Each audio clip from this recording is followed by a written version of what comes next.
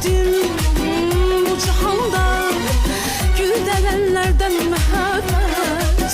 Niye günlerden ayırdı, İledi attı seni bu cemaat, cemaat. Ah, kızıl gülümün rengine sarıldı, cavan arzularım yüreğimde kaldı. Kızıl gülümün rengine sarıldı, cavan arzularım yüreğimde kaldı. Ağlayır günler benim halıma, yanar bülbüller bu ehvalıma.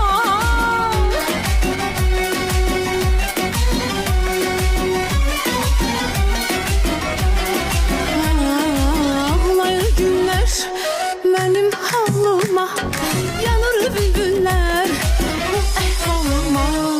Kızıl gülümün rengine sarıldı, cavan arzularım